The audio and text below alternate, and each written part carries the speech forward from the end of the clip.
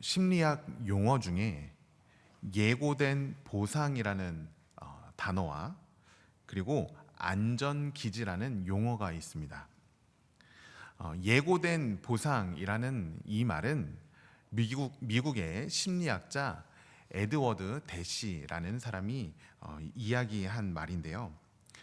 예고된 보상이라는 것이 무엇이냐면 무엇을 하면 내가 무엇을 보상으로 주겠다라는 이러한 말이 바로 예고된 보상이라는 거예요.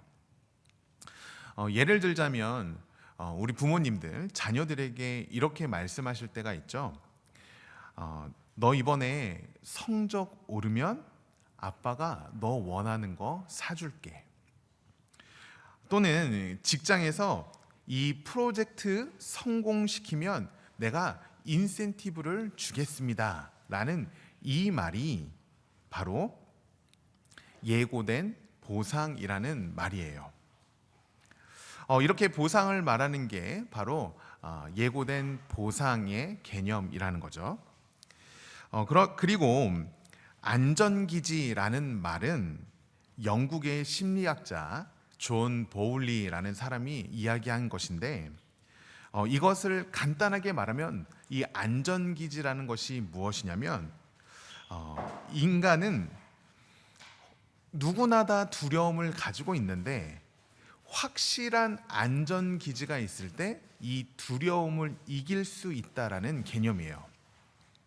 자, 이것도 예를 들어 드릴게요. 어린아이가 낯선 놀이터에 갔을 때 마음 편안하게 뛰어놀 수 있는 이유가 무엇일까요? 어린아이가 엄마와도 잘 떨어지지 않는 낯을 많이 설어하는 이 아이가 그 낯선 놀이터에 가서 미끄럼틀도 타고 또한 그네도 타고 그렇게 할 수 있는 이유는 그것은 바로 벤치에 앉아 있는 엄마를 보았기 때문에 가능하다라는 거예요. 즉, 아이가 정신없이 노는 것 같아도 엄마가 나를 보고 있다는 그 시선을 확인하고 내가 이곳이 안전하구나라고 여겨지면 그 즉시 그곳에서 마음 편안하게 두려움을 이기고 놀 수 있는 것이 바로 안전기지의 개념이라는 거예요. 제가 지금 두 가지의 개념을 설명드렸습니다. 예고된 보상이라는 개념과 안전기지라는 이 개념을 두 가지를 설명을 드렸어요. 그런데 이 두 가지가요, 사실 되게 결이 다른 것처럼 느껴지는데요. 이것이 연결이 되어진다는 거예요. 여러분, 우리는 예고된 보상 혹은 채찍이 우리를 무언가 조금 더 힘이 나게 할 거라고 생각을 해요. 두려움을 이기게 할 동기가 되어진다는 거죠. 여러분, 그렇게 생각되지 않으세요? 내가 이 프로젝트 끝나면 그래, 나를 기다리고 있는 상급이 있구나, 이런 것들을 생각할 때 여러분들 힘이 나지 않으세요? 우리는 보통 힘이 난다고 생각을 해요. 그런데 이 말을 했던 에드워드 대시는 충격적인 결과를 내놓습니다. 그것이 무엇이냐면 예고된 보상이라는 것은 인간의 담대함을 키우는 것이 아니라 오히려 창의성을 파괴하고 우리를 불안의 노예로 만든다는 거예요. 왜냐하면 보상이 예고되는 순간 우리의 시선은 내가 해야 할 일, 내가 이루어야 할 그러한 일들에 초점이 가는 것이 아니라 보상의 시선을 빼앗기게 되면서 만약 내가 이것을 실패하면 이 보상 못 받을 텐데, 내가 여기서 한 발 걸려 넘어지면 내 앞에 이 보상을 받지 못할 텐데 라는 두려움에 휩싸여서 더 쉽게 실패하고 더 쉽게 낭망하고 넘어진다라는 거예요. 그렇게 우리에게 담대함을 주고 창의성을 주고 우리를 성공케 하는 것은 이러한 예고된 보상이 아니라 무엇이다? 안전기지라는 거예요. 내가 안전한 곳에 거하고 실패해도 괜찮아, 또 하면 되지 뭐라는 이러한 확실한 안전기지에 거하고 있을 때 사람은 두려움을 이기고 담대한 믿음의 행진을 향해 나아갈 수 있다는 거예요. 자, 이제 여러분, 우리 자녀들에게 이제는 더 이상 확실한 보상을 얘기하는 것이 소용이 없다는 것 이제 아시겠죠? 여러분, 누군가에게 동기부여를 하는 건 이러한 보상과 채찍은 한계가 있어요. 그러나 안전한 완벽한 안전기지가 우리의 두려움을 이기게 하고 우리를 담대하게 만든다라는 이 사실이 바로 우리 삶에 살아갈 때에, 그리고 믿음의 삶을 살아갈 때에 굉장히 중요한 태도인 것이죠. 제가 책을 보면서 이 두 개념에 대해서 읽고 있었는데요. 제 마음 가운데 갑자기 그 마음이 드는 거예요. 아, 그래. 우리 하나님이야말로 진정한 안전기지이구나. 여러분, 우리가 두려움에 휩싸일 때 이것을 이길 수 있는 가장 큰 힘이 무엇이던가요? 잘 될 거야. 조금만 버티면 돼. 라는 이 약속된 보장이 아니라 하나님이 우리와 함께 하신다는, 하나님이 우리와 동행하신다는 그 말씀이 우리를 두려움에서 이기게 하잖아요. 그래서 우리 하나님이야말로 우리를 두려움에서 이기게 하는 완전한 안전기지이구나라고 깨닫게 되는 것이죠. 여러분, 오늘 말씀의 제목이 무엇이죠? 네, 오늘 말씀의 제목은 담대한 믿음의 행진입니다. 하나님께서는요, 모세를 이어서 이스라엘의 다음 지도자가 된 여호수아에게 담대한 믿음의 행진을 향해 나아가라 라고 말씀하세요. 담대한 믿음의 행진. 여러분, 혹시 하나님께서 여러분들에게 여호수아와 같이 담대한 믿음의 행진을 향해 나아가라 라고 말씀하신다면 그 즉시 담대한 마음을 가지고 알겠습니다, 주님을 향해 제가 나아가겠습니다 라고 결심할 수 있는 분들이 몇 분 정도 계실까요? 여호수아의 입장을 한번 생각해 보세요.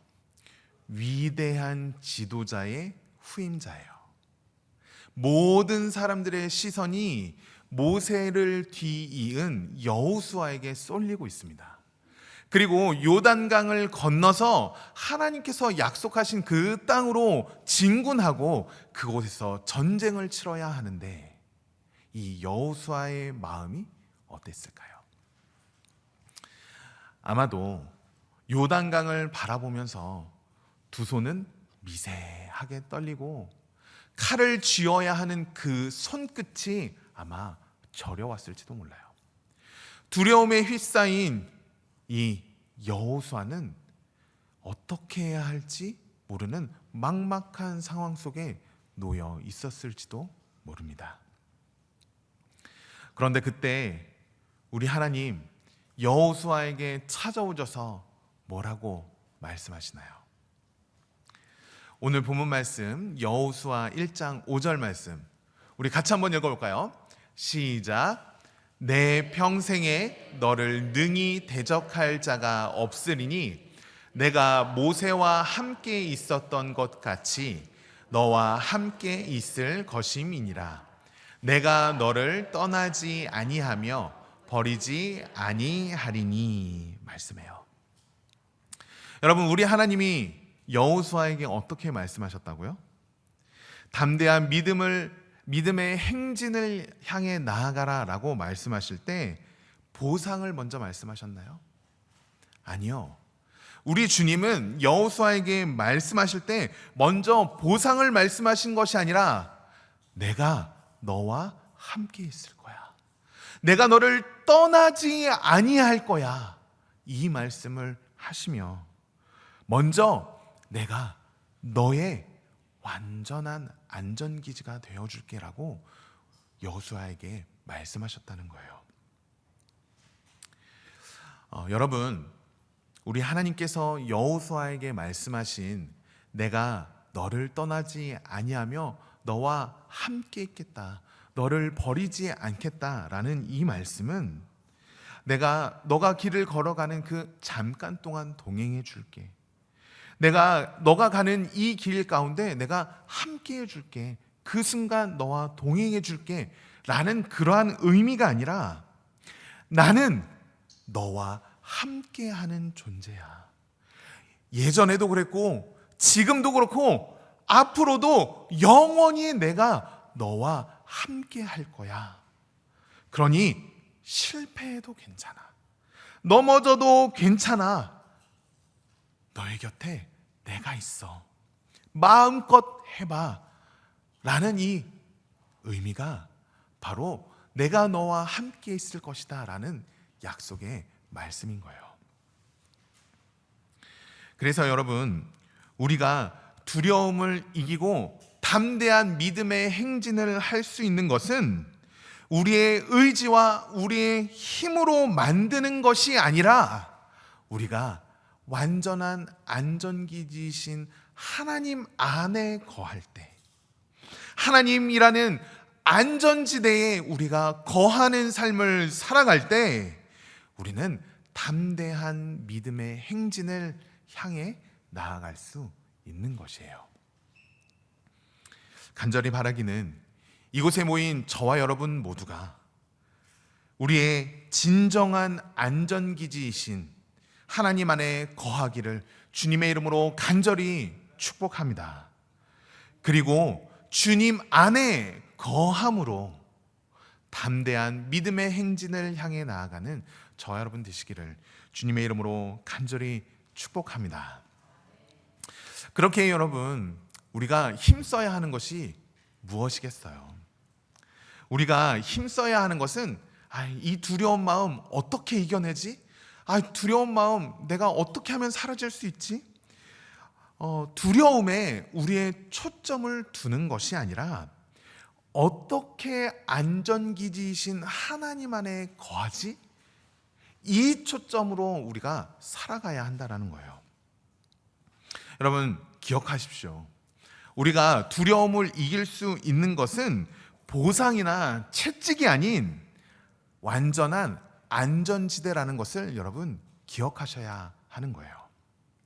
그렇게 우리 하나님이 완전한 안전지대가 되어주신다라는 이 믿음이 우리를 두려움에서 벗어나게 하고 담대한 믿음의 행진을 향해 나아가게 한다라는 거예요. 그렇게 우리는 어떻게 두려워하지 않을까? 이것보다 내가 어떻게 하나님 안에 거할까? 내가 어떻게 안전기지이신 하나님 안에 거할 수 있을까?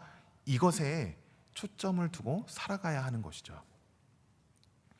그렇다면 여러분들 어떻게 하면 안전기지이신 하나님께 거하는 삶을 살아갈 수 있을까요?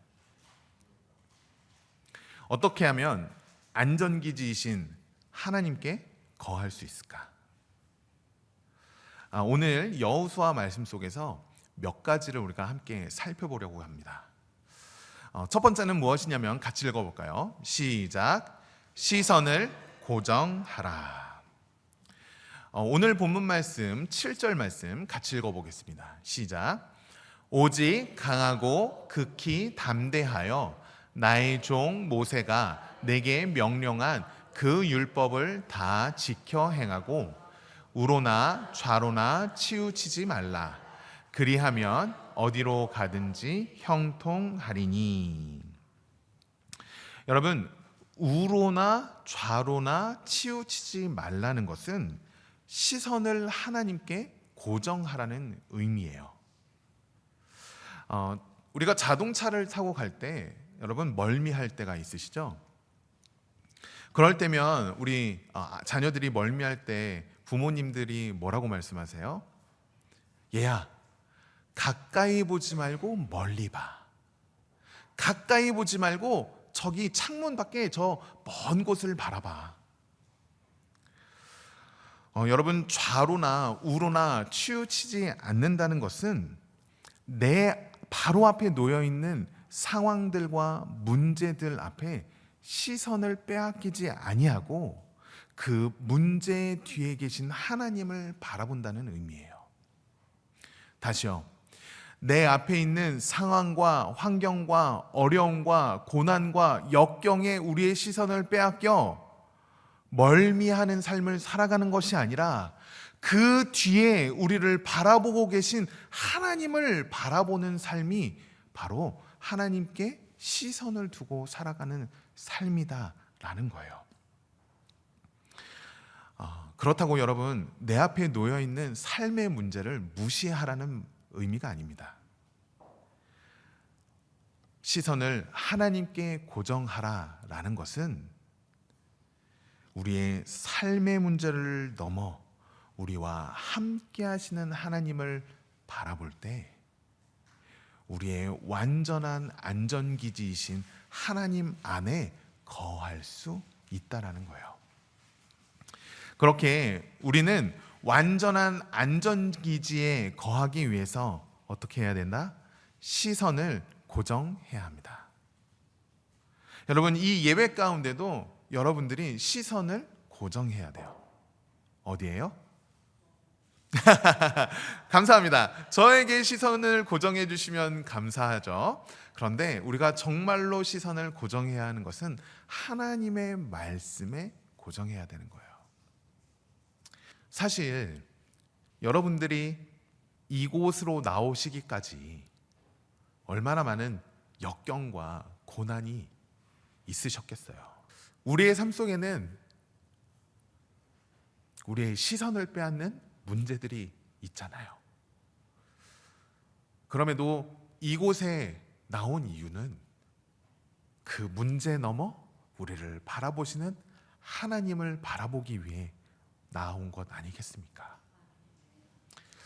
그렇게 여러분, 우리가 완전한 안전지대에 거하기 위해선 우리의 시선을 하나님께 두어야 하는 거예요.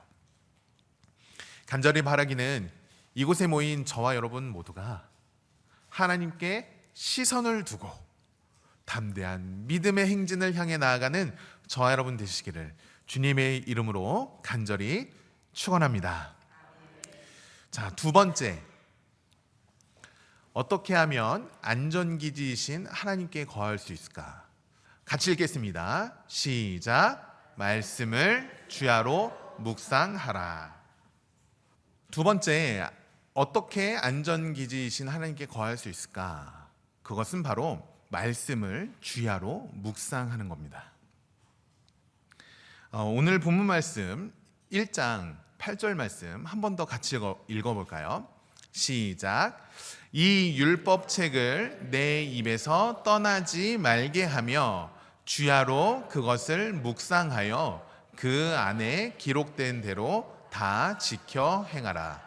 그리하면 내 길이 평탄하게 될 것이며 내가 형통하리라. 아멘. 여러분, 말씀 묵상이라는 것, 우리 성도님들 말씀 묵상하고 계시죠? 이 말씀 묵상이라는 것이 무엇일까요? 이 말씀 묵상이라는 것은 그냥 하나님의 말씀을 달달달달 읽는 것이 아니에요. 하나님의 말씀을 읽으며 하나님의 목소리를 확인하는 것이 말씀 묵상인 거예요.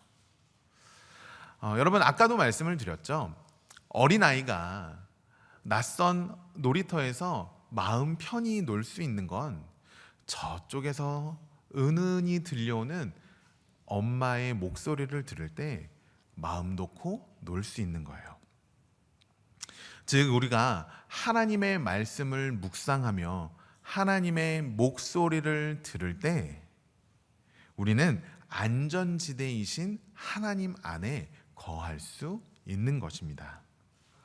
그리고는 두려움을 이기고 담대한 믿음의 행진을 향해 나아갈 수 있는 거예요.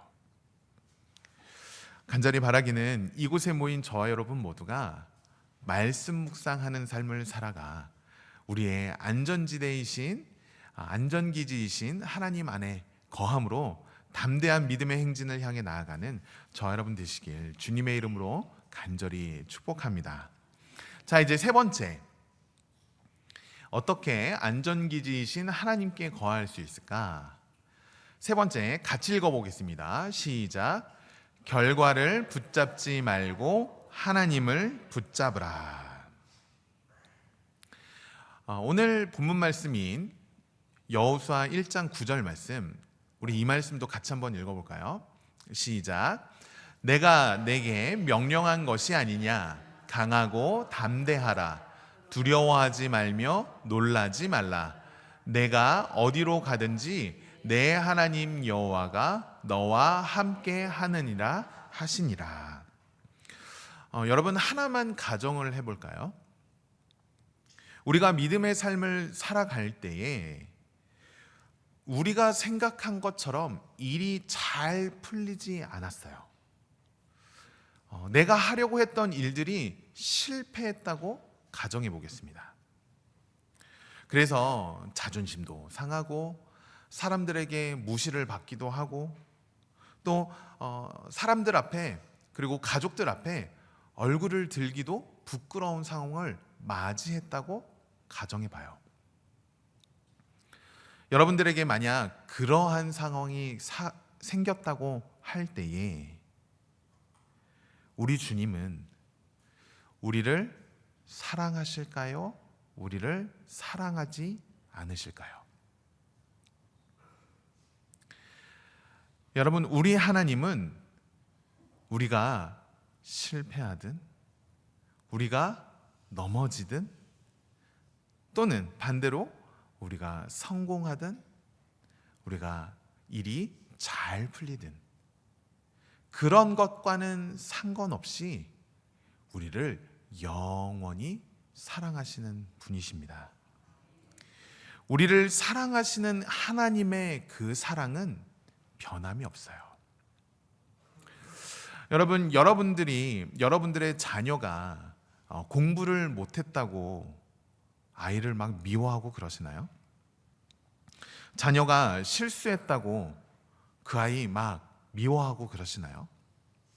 물론 사람은 연약한 존재라 순간적으로 화가 확 치밀어 오를 때가 있지만 그럼에도 자녀를 사랑하는 마음이 변하지 않잖아요. 여러분, 결과를 붙잡지 말고 하나님을 붙잡으라 라는 이 말은 결과를 무시하라는 말이 아니라 결과는 아무런 상관없으니 마음대로 살아라 라는 이러한 말씀이 아니라 결과의 승패를 뛰어넘어 우리를 사랑하시는 그 하나님을 붙잡으라는 말씀인 거예요. 우리가 설령 실패했다 할지라도 우리가 설령 실수했다 하더라도 그래, 나 하나님의 자녀야. 그래, 나 하나님의 백성이야. 나 하나님이 사랑하시는 자녀야.